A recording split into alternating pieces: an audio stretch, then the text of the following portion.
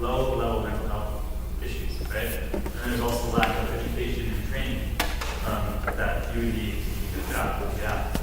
So by addressing those two problems, they successfully reduced the rate of vacancy. They got, that's 240 less prisoners, that's 240 people that can go, like, get a job, add value to society, and do great things. That's nearly $20 million right there. That's just one bond, one prison, right? That's not like all over the U.S., all over the world, right? It'd be pretty crazy. So the U.S. is. What is your problem? I said don't break it. I said specifically. Did everybody hear me? I said first you plug it in, and second you don't break it. And what do you know? A bomb goes off in this fire. Oh my gosh. I'm surprised Shankar didn't have a fucking seizure. His seat is ripped out the cord. Fire on it, doing everything. Too much out. Be like that guy at the gas station who saw the spider. I used to take one of them just for like red laptop.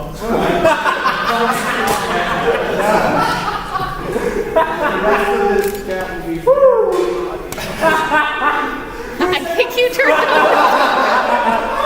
Oh my god!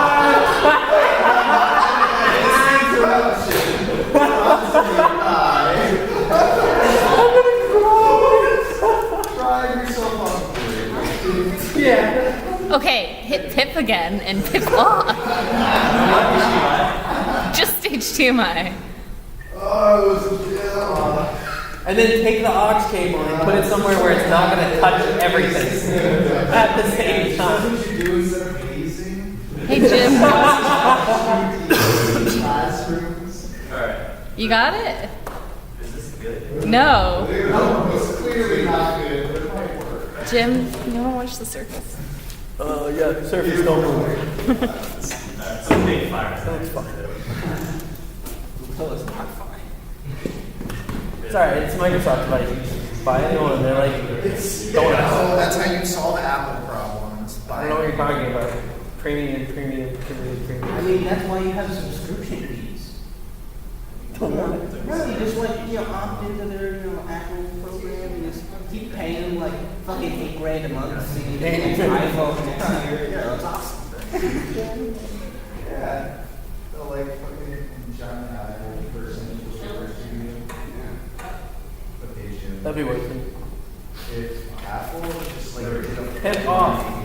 a fork and they started delivering different fruits to my house. Like that would That happened to me the other day. I got an edible arrangement Aw. from a guy. I think we'll be okay now. I mean, so the U.S. government astonishingly spends $700 billion annually, right? I don't believe it. It's true. Wikipedia, right? That's like, compared to like all venture capital investments, it's $40 million in 2014. So it's like astonishing how much money we spend. And we don't really see a lot of change, right? So I just tried to pick a few like really big kind of safety nets for people who need this help the most. That would be kind of like your market of like savings that you could create and thus have like a pretty sustainable revenue model, I think. So this is all the nonprofits. Sometime around like the 90s, there was a social reform and nonprofits started to take on more of the social services. So the government started to reduce their funding, their involvement, and then the field of nonprofit work. But yeah, it's like that 40% of nonprofits today are all founded in 1992. This growth actually totally plateaued after 2005 here in Florida. So the problem is that the way in which we fund our nonprofits today, it's actually not evidence-based. It's based on the number of people that actually serve their reach. So they're not incentivized to do a better job of iterating on their services or do anything like crazy, because if they're big and they're winning grants from a limited pool of funds,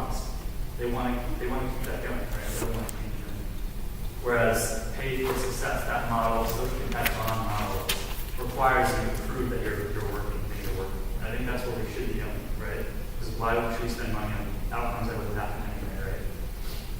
So how you actually get a social impact bond is kind of, I think, is kind of troublesome. So you have to be a credible nonprofit, which sure makes sense, but it doesn't really afford entrepreneurs who want to get into a space who've proven that they have a solution to something, right? And they want to just go in and, right? Today's model, you have like pretty significant credibility. So with that credibility, once you kind of respond to an RFP, so you guys are familiar with whenever there's a new grant being offered to the public, the government will put out an RFP or request for procurement, and then you apply to it. It's the same thing with SIBs. So you need to have a well-defined population, right? So it could be like 3 or 4 year olds in Utah, low income, and they're out of preschool. So it's something quite specific. And then the results can be obviously measurable. So if it pertains to kindergarten readiness, and that means like literacy rates, we can measure that test, right? And then assessments can't be like excessively risky or harmful to the population. So if you create an alternative program, and it makes them dumber, that makes it terrible, right? So the SIB model, the way it works, you have the government, they're spending a boatload of money. Once you actually get a SIB, it's the intermediary. They're the ones that are getting a SIB. That's the private company. Insert yourself there, right? They get backed by an investor. They select the service provider. They select the independent assessor to monitor the program. And year after year, for say 4 years, the assessor will check in and report what their findings are to the government. So it's supposed to be like corruption. Like that's one of their. So in 2013, Wall Street, Goldman Sachs, they actually funded the SIB. They funded a social impact bond. It was the first one New York City ever did, and it was for Rikers Island youth. So they were piloting a new program called the Adolescent Behavior Learning Experience, very academically enabled. And the idea was that they could reduce that 55% recidivism rate, that reoffending, that they could, by 10%, then they would get a Goldman Sachs for that $20 million opportunity. Obviously, that'd be awesome. So the way it worked here is that NPRC, which is a research group, actually won the contract. Goldman backed them. Bloomberg would backstop their investment. They put down $7 million in the event of failure, so it encouraged Goldman to make the attempt. And then Osborne was the actual nonprofit that delivered the service. Barrett's is the research group that is assessing it. And the results just came out this year. It actually failed at reducing the 10% for the program to work. But I think that having a name like Goldman to back this funding model really is actually quite a milestone for this program. So, talk a lot about public safety, but currently 35 states are either running a program or looking to run a program soon in a whole plethora of areas. So one thing right now, I guess in 2013, the first ever health social impact bond was started. It was one to reduce asthma. So if you're a low-income family and your kid has asthma, keep bringing to the or to the ER, it's like really expensive.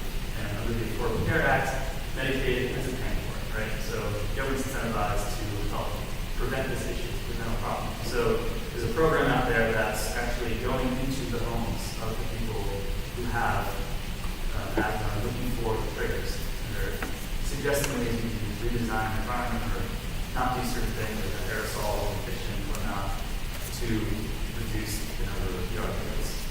That's one thing. And then in Boston, they're currently looking for applications for putting on RFP people to help create more opportunities for policy post-exit.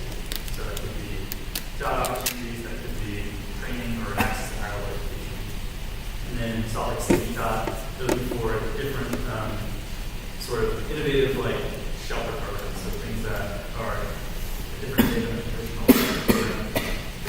So activity in the U.S. right now, this is just an experiment I made of any event that is either could be an RFP, could be a fund that has been created, or actual launch of a SIB, and kind of see it's almost, I mean, it's only 40 years, it's like so exponential.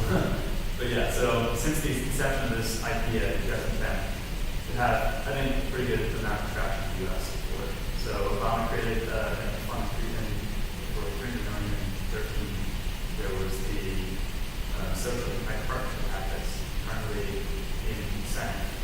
What this would do is it would create more access to monies for this type of model. And then Rockefeller, interestingly enough, values the SIB market at $1 billion in 2020. So I think this model is sick, and there's like three things for why, right? Risk is taken off the taxpayer. So it's put on private investors. Right? You do some awesome stuff. You have big ideas are allowed. It's pretty cool. And you have companies who can focus on the actual problem, right? Rather than worrying about profit. So as a social entrepreneur, you don't need to concern yourself with how am I going to help this person and also take money at the same time. You just focus on delivering value. And it's evidence-based. So you don't have the whole like, issue of the biggest status, like nonprofit vehicles funding. Challenges, it's dismal how low the return has been, 15%. That's probably attributed to transaction costs. You have like 5 different, like you have government, you have an assessor, you have banks and whatnot. They all have their own lawyers. Those lawyers cost money. And the opportunity hasn't been all that big where that's negligible. So there's that. And then also, everything we've seen in the market today with nonprofits, like what do you do as a nonprofit? Campus, go out and brick and mortar, it's face-to-face, type of solutions, which are inherently more expensive and costly. So what I'm excited for is kind of the future where imagine where technology can have a place in. Imagine if you could actually create a scalable, like, distributed solution that actually solves the true technical problems. Like Paul's third sector is like investor, they're really like big in the SIB market right now, they want to really players. The guy basically laughed at it, it was ridiculous. You really think that there's an app that's going to solve whatever, right? But actually, yeah, because if you look at the X Prize right here, right, they're trying to address the adult literacy issue, right? That's a huge social problem. Guess what? 3 to 4 adults who are of low literacy rates have a smartphone. That's right behind the smartphone penetration. So why not bring a new model of education? Why, if traditional education is working, they have a phone that's more accessible, they can potentially have an opportunity here to create something pretty valuable. So this is like awesome. I think I actually was like talking to a team who's working on this, suggested this SIB model to them. But again, it's not today. It's not very accessible. It's very difficult to actually get. Then you have Text for Baby, which is huge, and also the biggest mobile health initiative that's a public-private partnership. So while White House is backing them, you have mobile carriers that are backing them. Essentially, what they do is they take this health advice, pregnant women, to women who have their baby, right? Just to improve the health of their child. And yeah, they've had like significant traction. And then you have Circle 6, this one at the White House like contest. What this does is it aims to prevent domestic abuse or more like baby abuse or type things. So yes, this app is next to the people with trusted members, right? Send out an emergency text. Maybe it will actually reduce the amount of things that actually happen. And they've been pretty successful here in the U.S. with college women and also you as well. So at this point, I wanted to take any questions. It's kind of a crazy new idea, and also have a discussion. Have a few questions for you guys.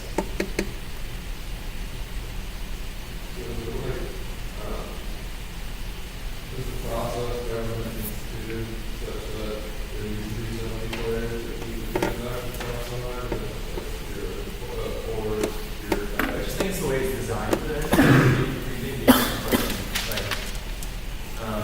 I feel like you probably need a third party to assess the program, right? I can't trust the government is neutral in their own assessment of if they can do that really well. So you need someone who is going to keep everything like not corrupt. So that the player is necessarily There's been ideas about cutting out the intermediary, so if investors just fund nonprofits themselves to grow new programs, and then the government would contract out from them directly rather than having intermediary, just typically a research group that has the brain power of new ideas. So maybe, yeah, there's some ideas about new models like that. Is there a model? I've talked about the book there. No, Oh, the social. is there any discussion currently of either a investment model or how else that is the model? Yeah. I think the model's up to. Yeah. So that act. There's just gets state access to the funds. So it's not really describing this as the funding model. Okay, so that model is not included with that act, or it's not included. I would think of this model as kind of like the B1 of it. I think it will follow. So right now, investors get $60 million, and then they tell the government to find service department to give that $60 million. Is that how? So essentially, a politician gets elected, says, I'm campaigning for this and this problem. So when they decide what problems to fund or where to allocate funds, that's how we're going to get assessed or another. And then the very state, right? You say, hey, we have like an issue with X. Let's see if agency success can work here. Put out in our request for information, learn more about what people can provide, and then people will respond to it, right? And then once they start responding to that request, they'll also probably start working with investors and sort of reaching out and creating relationships with nonprofits, whoever else they can actually. Okay, so like as a government, I would be the senators that issue this, and then I would get government to issue $7 million bonds, and then those bonds are sold to the citizens, and then money would be used by me with being going to go pay someone to do a private service while I have the network and checking products. So, part of the reason why I didn't catch up was a fly on my case, and I lost it close to half of what you said. but the government waits for the success to be measured by the third party. Okay. So in the beginning, they write the bond. It basically says, hey, if you are successful, you win this money as if you were a grant. Okay. And then once they get the, hey, this is good, then they'll just break it off. Here's the grant money. So as an investor, I invest. If the thing I invested in is successful, I get my money back. Right. If not, because the third independent inspector decided not. And that's the program stuff, yeah. Okay. And then you don't, like you would in any other investment. Sometimes though, right, charities can actually pass down. That's what happened with the right to ground one, where charity can say, hey, if you do fail, if you lose your money, then we'll let you check for $2 million to offset that. Just like that incentivize it. And charities, they're used to just giving away money, right? So why not give us a shot? Why not use your weight to make a good thing? So, one of the slides is all about effective item. So the government is going to pay out anywhere between the amount of money that, the amount of money that's holding up to $19 million. What's the criteria that, So it's a range of percentage of reduction in the citizen, right? Redundant. Key within here. So 10% or greater. And then if you reduce it by 100%, roll it over half $1 million. So before you mentioned either I can't even say about it. You're like, there's no matter when you're going to state that you're try to find it. What were you doing with them? You said they were interviewing them, right? Yeah, so totally different, unrelated to what this is about. Oh, yeah. That was like a personal interview with him. I do him and stuff, which is awesome. But yeah, so he got a nice prize, and that's kind of how I know I was aware of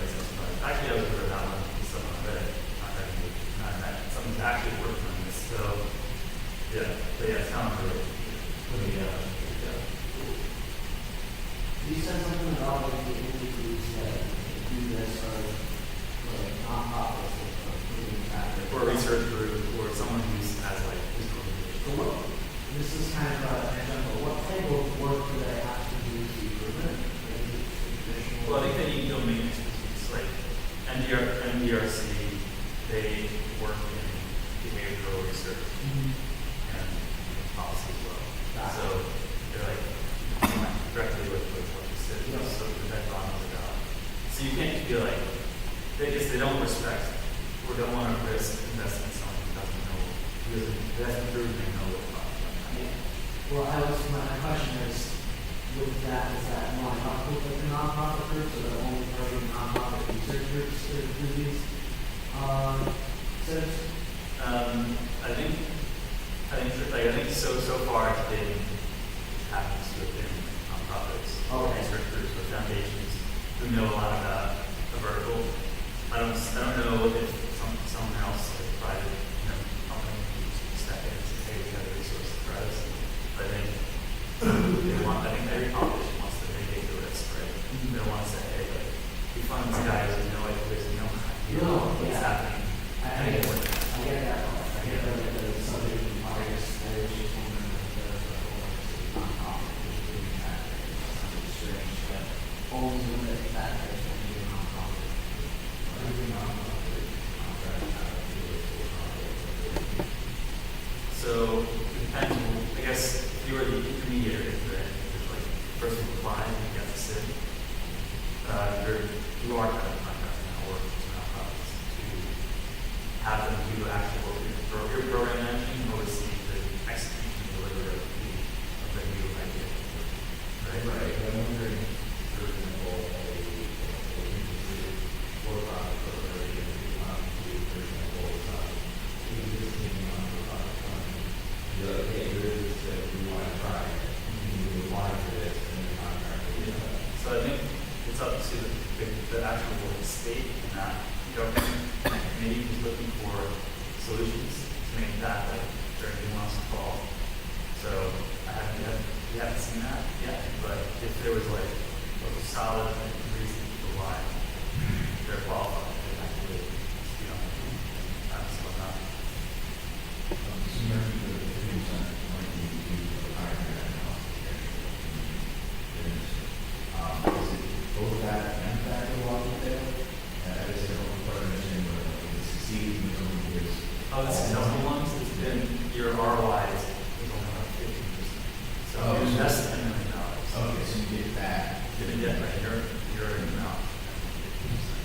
It's not like, whereas the tax rate is like, That sounds like a high amount of money. it's pretty low. Yeah, it's like lower than the lowest safest thing you do in private. Is that 15% annually, or is that just 50%? It's like working for that plus 15%. Okay, so literally, so yeah. So it's not doing that. And this is going to take more than a year as well. 4 years, yeah. That one was like 4 years, so that's why it's so low. So then, does the government now not assume any risk for this? Do they, if this fails, do they now just sort of like, oh, well, you couldn't make your quota, sorry, bud. Only got, 4% of people not. Yeah. So are you saying the government kind of waving their hands clean? I'm trying to wrap my head around now who holds the risk for this, because I guess currently the government does program fails, the money is out, the taxes, the program So currently, there's no way of knowing if the program failed, there's no one who looks to see if it succeeded, right? All they know is that you delivered something for 2,000 people, whether it's chocolate or whether it's actually like done something like powerful. But yeah, the risk isn't just financially on the government's shoulders. There's evidence whether or not they succeed. That's ultimately what we want as taxpayers. If you want to spend money on things that don't actually work, no, right? So what else are we doing with that, actually? But this is not the government's shoulders. And then I'll answer the question as well. It's ethical to be doing human trials, social studies as well. That's like one of the considerations and like accepting proposal. So, what is the incentive on the group doing the program to succeed? Do they receive more money if they do, or does it turn into like a lasting contract over several years? Or because it seems most of the risk is just on the investor. Yeah. So the person who actually are delivering waste intermediary will make money off of it, right? Cover costs. Nonprofits will get paid regardless of their calling. So that's just like one part of the deal. Yeah, so. But I mean, like in this case, Osborne Association, if they do well or better than they thought Yeah, they they're would. not financially incentivized nonprofits. They're just paid up front for their work. So do they? Is there something in place to let them do it again or continue with the program? Yeah, so I asked that question I went to the Harvard and the social impact on that. They have a lab. They place fellows in government. Like, all right, does this mean if you be successful citizen, guarantee funding for your work, right? And the answer was, well, no, right? Because if you have like a conservative, politician comes in, just not aligned with the whole mission of this program, and just cancel or not guarantee it, or just not write out policy for the next time around. So it's up to the discretion of the person in power. And sometimes these last longer than their term, right? So you have to sell them the politicians sometimes. So the real incentivization is just to do good, Yeah, even if it's all the work. that kind of sucks. And so is there any like organizational reason why you can swap the nonprofit organization with a for-profit organization and treat it exactly like you fund a startup, and then they lower the money the government pays out for the service that they don't have to include. They pay back their investors pay back their money. And this company can now go forward next year with a small war chest to start hiring people into this process on their own and start to be a self-sustaining organization. Yeah, maybe. So you're saying that the nonprofit will just take the place of NDRC here? Yeah, what I'm wondering is the nonprofit the reason why? I think he wants to say, could you, instead of using the Osborne Association, use a for-profit corporation? And I think the answer is yes, you could, but it would increase transaction cost further than it already is. Yeah, I just don't know what for-profit organization realistically exists that already has like a working relationship or had worked with this a certain target demographic, right? That would even want to work with. Who is that? Mm. Maybe that's just Maybe what I would think would happen would be a startup type, which wasn't proven before, would have some idea on how to do it, and maybe they would incorporate like how Kickstarter did it. So part of it. was like, hey, we're gonna have these people deliver this stuff, so we don't know anything about necessarily the main company. Well, they could have research experts with Yeah. them. They just decided, hey, we have this knowledge. Now we're going to go create a business rather than a nonprofit. Actually, getting the procurement, you're going to list who your assessors, who your partners are, right? Who your investors. I don't know if that would I guess if you're a for-profit, this doesn't help you because you can just do it the normal way.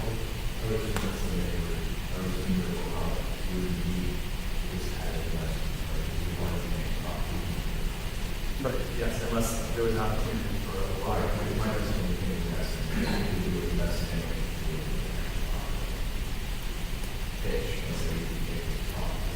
Yeah. So I think the whole idea is you can't. This exists because there is a market for whatever you're trying to do. There's no one who can pay for it. This is the market that New York City is willing to find out over services. And New York City is willing to say, you're going to reduce our costs of incarceration. Yes, it is. By 90%. Right. Pay out 80%. But only if it works.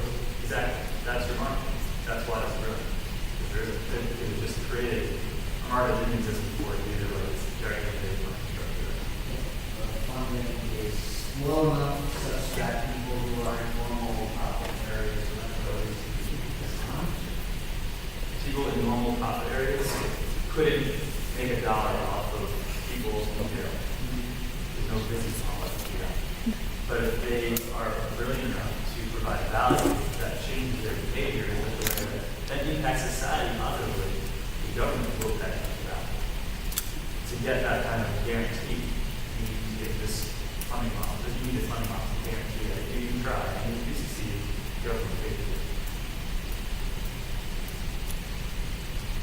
Also, I'm pretty sure there is a startup that does, which is for profit, that does like services for non-profit out there.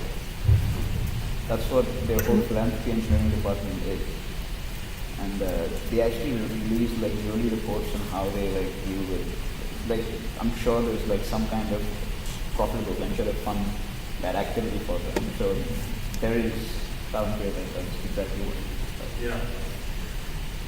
So that'd be interesting whether or not they could actually use this model. I think I would love to see them actually, if there was this secure, right, and they could use their expertise to use them for powerful and have it be used for the whole market. It's relatively new, so I kind of know what I'm saying. So, in this model, NBRC is the recipient of the, or they apply to the RFP, right? They apply for this. Okay. And then the intermediaries are the ones, and they're backed by Goldman Sachs. The intermediary is NBRC. Okay, and services, okay. So, the intermediary does not necessarily need to be a nonprofit, right? Yeah, I think it's services. Okay, but the service provider is a nonprofit. Yeah, Right? they have to be services. Yeah, so I mean, with the fact that currently most nonprofits are not necessarily evidence-based, Yeah. it seems like there's a disconnect between investors and being able to incentivize the service provider because it seems like they don't continue to be doing the things that they're already doing. They have to be implemented your program. Okay, good. I thought you just said that they just got paid up front. They get paid upfront for their service of providing an innovative program. Okay, you're okay, yeah. It's not like you just push them on it and say here's your money. Yeah. You're not supplying. Yeah, it's not, yeah, it's not. Exactly. Is there like a quality payout for this, or if I get 8 out of 10% of whatever I'm trading on the, or is there no payout? You know, okay, so that means like a hard stop. Like Charlie in the Chocolate Factory. Go and take it to the goal. Okay. But if you deliver above and beyond, you get more. So, yeah, so I wanted to like ask you guys, you guys ever built anything or wanted to build something for social good, I guess, rather than, I guess like in your own lives, if you want to be entrepreneurs, right? Do you hope to help people in some capacity? Is that, have you ever did that anywhere? Or just like out of curiosity? I guess I thought it was pretty interesting. I think there are a couple schools that are starting that first would pay a certain salary. The rationale for a lot of it all that people who come to the but it's a little difficult to justify paying that much money to a person to take care of their kids and do that. Really, it's just very difficult to engage. I think it's interesting they're trying to use like this independent assessment model to tell whether or not a teacher is actually useful and beneficial and effective in the job. And then they said that the turnover is 8%, because you would pay $120,000 a teacher per year, and then if you renew it on the contract based on these other necessities or understanding whether or not you're doing that one. What's really interesting is I think it's really cool, and I guess I would engage in doing that like after I retire, and just going back and teaching someone like this and how it works. But at the same time, it's a lot easier to convince people to do after a successful career, go and spend time doing that. It's no financially more viable compared to what they used to do. So I guess that was an interesting concept as far as trying to incentivize paying something you will not pay for it, so that you can actually get results for the rest of the company or justify that. Yeah. That's pretty cool. You know the name of that? Okay, I just don't remember. I think it's a really common thing that they're trying to do is trying to, I guess, improve the quality so we can get like better.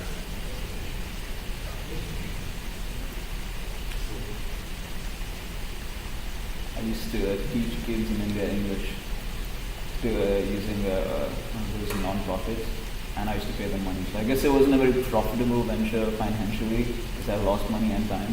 So I was Wait, you pay them money and stuff? well, I was just donating money. I would donate money because the organization needed money and time. Yeah. So like I said, I was very satisfied with what I did because I was helping kids, but not a very financially sound decision. I was It's just really interesting. What inspired you to do that? Yeah.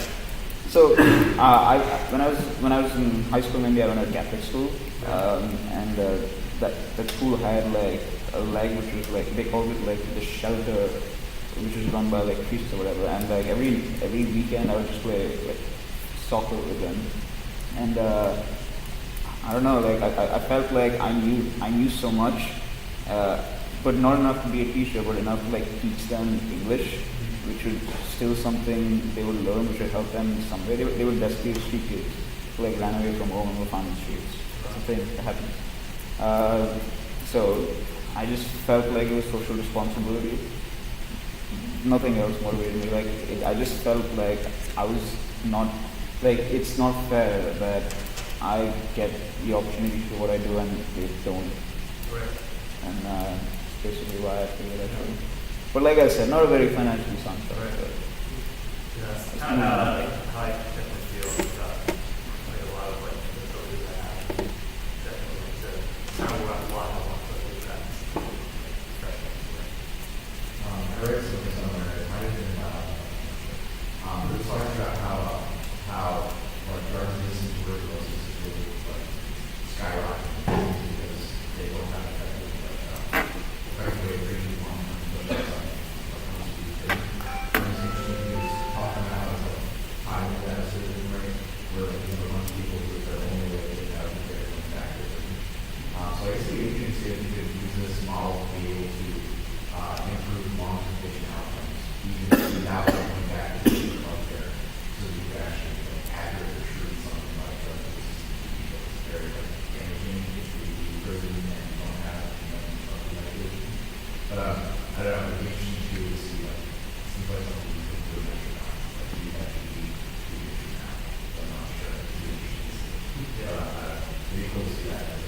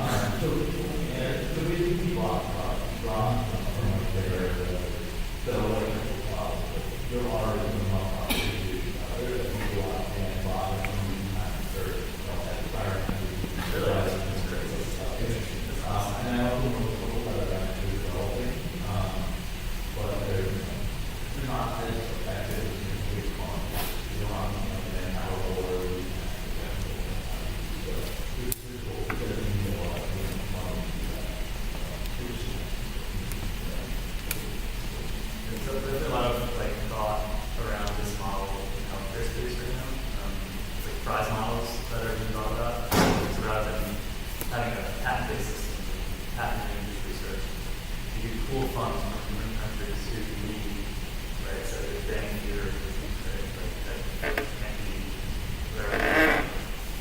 That otherwise the people couldn't afford, right? So these countries basically pool the money. And then once you develop the drug, pay without prize for the rights to it, and then let them manufacture it. So it's kind of like the idea in a nutshell. But I think that's pretty interesting stuff too. Cool. Do you have any ideas about this stuff? You asked us if we had ideas. Do you have any ideas? Actually, yeah, right now I'm actually working with a group of people I think with Google. They are developing an app to help basically create sort of food abundance for shelters. So what they do is they get people like companies that are throwing out food startups, like Blue Apron, and they'll go to the warehouse,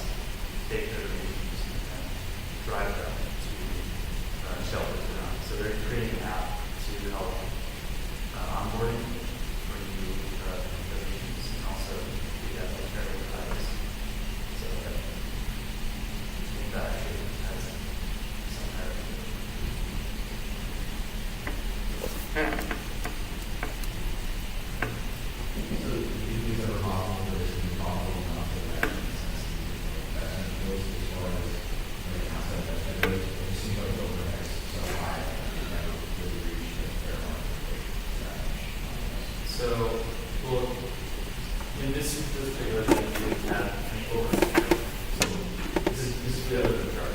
Oh, no, I didn't have that, that's what I mean, the model. So if there's cost of, I guess. So they're still trying to prove if this is bad for 5 minutes, it's like what's happening right now. They can see the energy bottle, and the proof there is going to come from things that show impact to capital costs, which is just a matter of the very experiment that we're talking about. Yes. So until like someone comes up with proves that technology really can scalably solve our big issues, I think people are just going to go with it until someone shows it. So, with that 9.6 goal investment, was that an arbitrary value or is that a minimum for a contract? Yeah. I think that was, I don't know, but I'm pretty sure something's arbitrary in that they definitely paid out that they're going to be executed for 4 years. I'm certain that it is. I'm wondering if there is,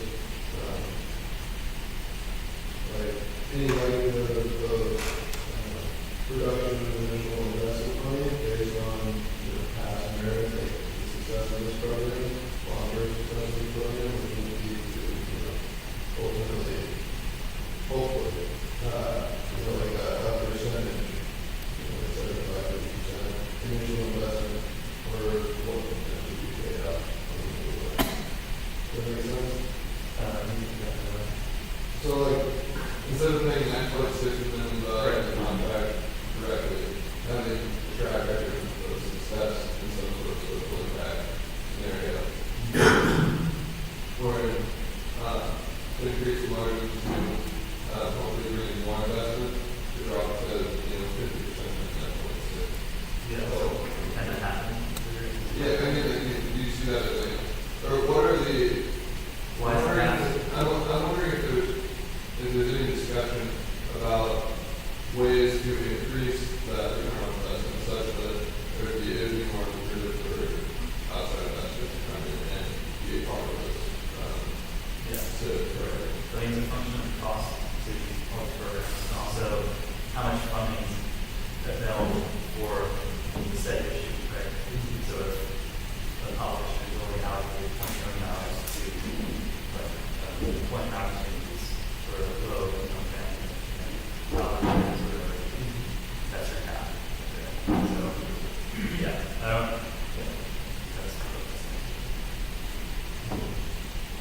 What's the tax structure around these investments? I actually feel like that could be a really large incentive for anyone to recycle and these sort of investments. So could you write off? Yeah, we can get a charitable donation, but you also like 15% return on, or at least some sort of like very reduced. It's a really good idea. Yeah, that's actually a really good idea. I don't know, is there anything that idea is the one that you? Well, I will definitely ask that question until I'll go to the Yeah, that's the primary destination. So email for children who are possible in that example, like I just awesome for all of them, that's not even if the business plans to buy each other. And you can say not to do that and invest in something else. Just to play devil's advocate, it may be better to be honest. And make the other things that they do actually just tax. That way there's money to actually do things. I'm just saying. End goal has to be as few taxes as possible. It seems We're going to use that I think you're right. it would seem a little bit counterproductive to tax the money that the government paid you. Because then it's just like going towards the. No, we were thinking about it from a different. We were thinking from the investing. And so From Goldman Sachs. Yeah, but the government pays Goldman Sachs back the money basically. Well, like, technically, the government pays back the intermediary and pays back the investors. Right. What does that intermediary do? We don't need that. Coming to the idea and But why can't the intermediary execute? because if it's like a research group, right? They don't have like the staff, and like the issue. Well, kind of makes sense, but who are going to know yet? You got to have some kind of. So it's less that the intermediary just pays a grant of money to a few nonprofits. It's more like they actively work with them. Well, to- they definitely actively work with them a certain design. And it's more like pay a salary than sort of thing to them.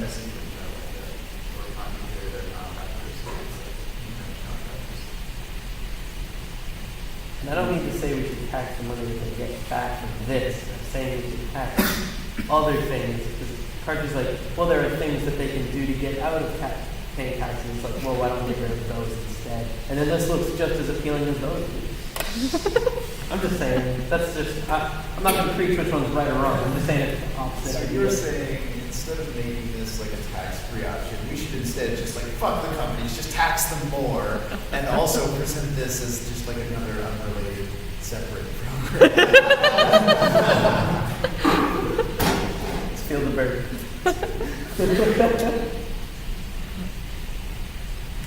Okay, good So talk. is there so on the kiosk point, is there a movement towards making this a more vertical field where like right now when there doesn't know anything about literacy, but I'm sure it poses a huge investment potential for Bloomberg. They hire some experts and they would try to own as much of that vertical as they could to save the cost. Yeah, I think that you might see that if there are bonds that are paying a lot. So I think like right now, we're trying to prove that this is a worthwhile investment for the private sector, right? The private investors really want their own money. If you do that successfully, then you would see that happen. Then right now, it just looks like a good thing, a nice, cool way